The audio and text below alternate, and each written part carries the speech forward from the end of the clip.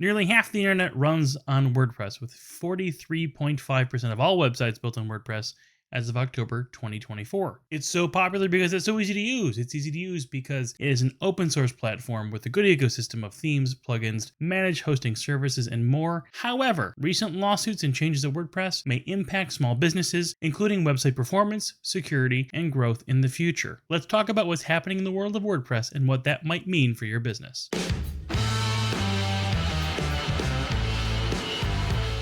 Hey there, it's Chris with Footbridge Media. A little background on WordPress and a company called WP Engine. WordPress.org is where anyone can download WordPress, the website and content management system, for free to do with as they like. Think of it as the default free version of WordPress. The WordPress system was created in part by Matt Mullenweg. He's now the CEO of Automattic, a separate company that still contributes to the WordPress open source code, but also runs WordPress.com. WordPress.com is a paid hosting service by Automattic and by the guy who made WordPress, so people who do not want to deal with hosting environment can more simply run a WordPress-based website. Think of it as the default paid version of WordPress. WP Engine is a separate company aligned with a private equity firm named Silver Lake. It provides WordPress hosting and management services, putting its own custom spin on your WordPress experience. WP Engine is a competitor of WordPress.com. So what started this fight between WordPress and WP Engine? WordPress accused WP Engine of using WordPress trademarks improperly, not contributing enough to the open source WordPress project, and of modifying WordPress in a way that hinders the experience, leading to potential compatibility problems in the future. Automattic attempted to enter into a trade license agreement with WP Engine. Amongst other restraints like not modifying code,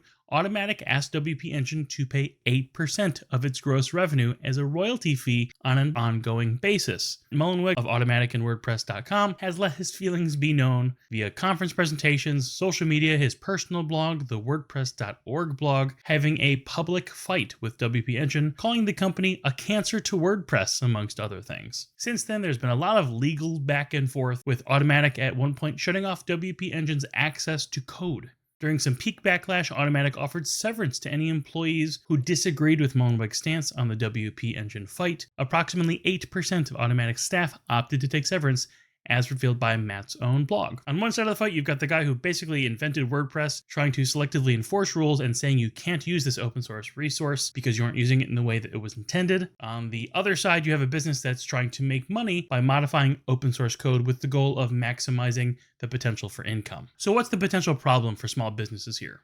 While this impacts a single company for now, WP Engine, it has people concerned about how open WordPress really is. Other WordPress developers, hosting companies, or other open source content in the future may be restricted and gated. Internet drama aside, there are real concerns here for anyone using WordPress or a WordPress related product right now. As part of the legal back and forth, WP Engine had lost access to WordPress.org, meaning their current clients were unable to update plugins or themes. Outdated plugins and themes can lead to security issues and hacks on websites. While WP Engine has been able to since create workarounds, it still demonstrates that there may be issues with automated theme and plugin updates in the future. Now, manual updates and site backups will likely be more important. And when the whole purpose of managed WordPress hosting services like WP Engine is to simplify your experience, this seems problematic.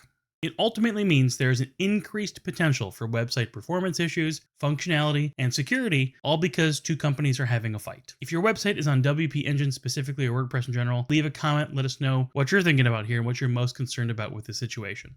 So what can you do to protect yourself? If your website runs on WP Engine or on WordPress in general, you should just make sure you're really in the loop for news that's like this. You should back up your website on a regular basis. If you're savvy enough to do it, manually update your plugins and themes. And if you're not, consider hiring someone to do that. It's also important to think about the future of your website, whether that may mean different managed website hosts or migrating your website to another platform altogether.